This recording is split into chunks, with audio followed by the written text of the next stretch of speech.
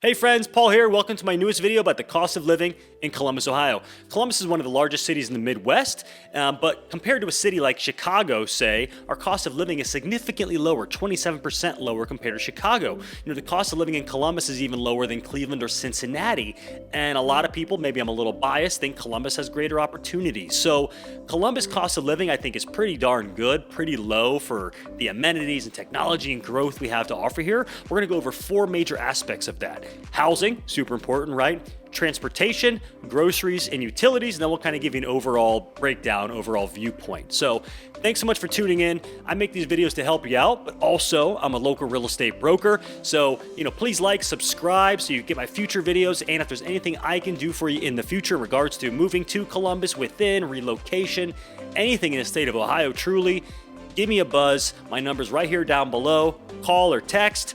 I'll be happy to help you out or point you to the right person that can. Thanks for watching. Let's get into the video. All right, housing. Super important, right? In my specialty, let's talk housing and rent. So the average home price, average home sale in all of central Ohio, all these counties surrounding Columbus in 2022 is about $330,000 on the nose. The median price was $291,000. So what does that tell you? There's a lot of high price outliers that drag the average up. There's been a lot of success in Columbus, a lot of growth, a lot of big old houses being built that are very expensive. So that dragged the average up, but the median price of $291, that's much closer to what I see. That really is a better gauge of the average. A lot of the family homes that I've sold in areas of the city are in the $250,000 to $350,000 price range. Of course, I've sold homes $750,000, $850,000, $950,000 here in this part of town I live in called Dublin.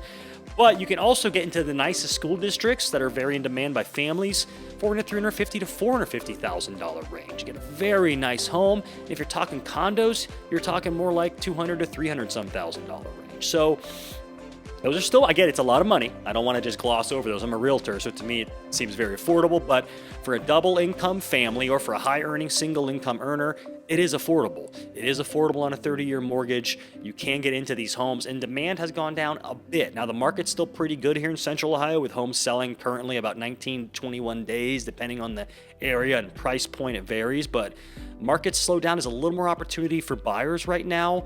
Prices are still up there. The thing about Columbus is that we've never seen a big drop.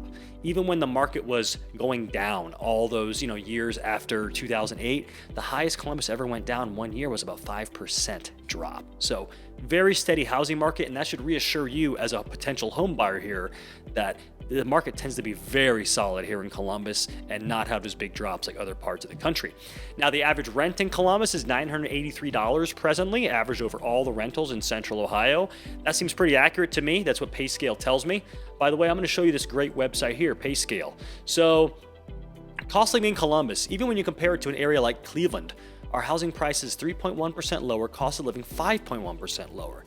Now, like I said earlier at the beginning of the video, if you're coming from somewhere like Chicago, housing price is 47.5% lower. Massive. Total cost of living 26% lower. If you're making an annual salary of $100,000 in Chicago, you only got to make $73,000 in Columbus to have the same quality of living. So, and not to mention the lower commutes, less traffic, etc. That's worth a lot of money too, isn't it? So anyways, cost of living in Columbus, I think for the size of the city, the growth, the amenities, the technology, the world's largest chip factory coming to town by Intel here in the next couple years, what we have to offer, the food and restaurants, drink and fun and culture, it's an amazing deal. Like I said, it's even lower than Cleveland and Cincinnati as well, about 3% lower cost of housing than those cities. So really amazing. Totally affordable, in my opinion, from what I've experienced, and even if you can't get into those ranges to purchase a house just quite yet, there are a lot of single-family rentals here, and those can run $1,500 to $2,000. They're not super outrageous for what you get. It depends, of course, where you want to live, school district, part of town. But anyways, housing costs in Columbus, pretty affordable, and about 19% below the national average. So pretty big. That's a big win from Columbus. Let's go to number 2, which is utilities. All right, so utilities. A lot of people don't think about this one, but utilities are priced differently in all different parts of the country. Your electric, your gas, your phone bills, even phone plans, internet, things like this. The average energy bill is $156 in Columbus. The average cell phone bill is $172. brings us to about 8% below the national average. So not especially cheap, not a big outlier there for Columbus, but it is not above the national average. We are lower than a national average. So that is a win. There's nothing outrageous here or special about the energy costs. It's pretty reasonable. I have a nice 3-bedroom little small home here, about 1,700 square feet, and my gas bill is about $130 this past month, and it was freezing. My electric bill is about $80. So pretty affordable if you ask me.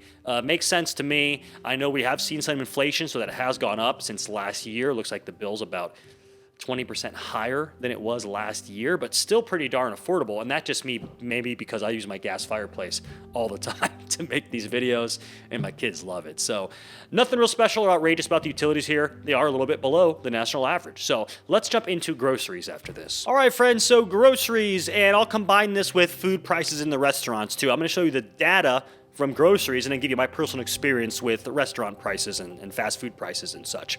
So straight from PayScale, the average groceries are about 3% lower in Columbus than national average. So about the same. I don't think you see a lot of difference from that in a lot of cities, unless maybe you're really far out in the country, right? But most major cities, it's gonna be about the same. In my experience, Columbus loaf of bread is $3.35, gallon of milk $2.14. These are averages, mind you. There are much higher. The eggs, right now in February 2023, that price has certainly gone up.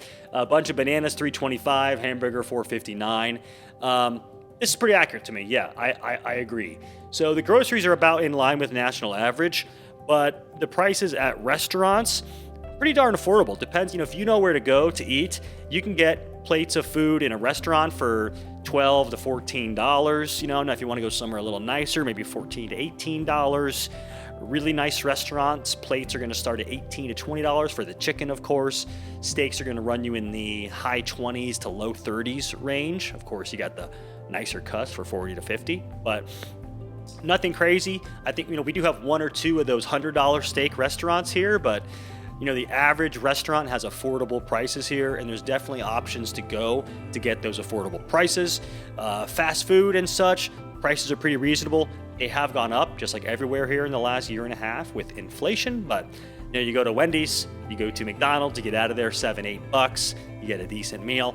Has gone up a little bit, right? But nothing outrageous about the food costs here in Columbus, and there are deals to be had. If you know where to go, you can eat for a pretty good price here. So let's move on to what are we going to do next, guys? Sorry, I lost my place. Forgive me. Transportation. Pretty important, right? So I'll see you next at transportation. All right, transportation, driving your car, pretty darn important, right? And we'll also talk about public transit because that's a point I have to make. So a gas right now averages $3.95 a gallon in Columbus. That's about 10% below the national average, but there's some pretty high, right? The coasts, the major cities are skewing that a little bit. I'm sure there's prices lower than that in other parts of the country, but not too bad. Again, not very expensive. I went to Florida and I was paying about $1 more per gallon. In Miami, of course, expensive, but Columbus is far lower. So again, when I compare with a major city like Chicago, all these average out to a far lower cost of living than some of the major cities out there. Chicago, LA, Miami, New York, Houston even, though Houston is more affordable than those, but cost of living is pretty good here in Columbus. Nothing crazy or nothing that's going to surprise you about the gas prices. They're pretty in line with the more affordable parts of the country. Again, 10% lower than average. Now, public transit is priced appropriately. Public transit's not known to be very efficient here in Columbus. Now, that's just my opinion, but other people have told me as well, and I've actually watched and done research in other videos as well. So it's affordable, but they don't have a lot of stops. There's a lot of waiting. So if you plan on taking a lot of public transit, do your research, go to the COTA, Central Ohio Transportation Authority, COTA, go to their website, look up the routes, look up the wait times, look up reviews from other people. I'm just going to encourage you to do that because there's a lot of love and hate here for the public transit. They have some big fans, and they have some people who aren't so crazy about it who say we definitely need some improvements there. So just so you know that. Now, let's jump in next to an overall breakdown of cost of living, especially, like I said, compared to some major cities out there. All right, so let's break down the overall. The overall cost of living in Columbus is 11% below the national average. Now, if you're moving again, I'm going to show you the screen here, right? Because I think it's pretty useful. If you're looking at a city like Chicago, cost of living in Columbus, 27% lower. You're moving from somewhere like, this is going to be big, New York, right? 63% lower cost of living, 84% lower housing price. in Columbus than New York. So, a lot of people in Columbus, because we've had a really great real estate market here, they complain sometimes or want to complain that, the housing prices have gone up so much, or rent has gone up $100 a month. But we're still very affordable compared to other major cities in the country. Columbus is a major city. We got incredible opportunities. We have high-paying jobs here in a variety of industries. There's a lot going on in Columbus. A lot of people are excited about Columbus. If you're moving here, if you already live here, you maybe know this already. You've heard, you've seen, we've won awards, we've been given grants. We've been selected for major operations. Intel's building the world's largest chip factory here in the next couple of years, 15 minutes from town. So people are very excited. There's a lot going on in Columbus. So for our cost of living to be lower than a national average, extremely lower than places like New York or Chicago, let's go ahead and look up one or two more, right? Let's just even compare Texas, right? People love Texas. It's getting more popular. Let's compare to somewhere like Dallas. 14% lower cost of living, 20% lower cost of housing. All right, and then we'll go somewhere fashionable like Austin. What about Austin? 30% lower housing, 12% lower cost of living.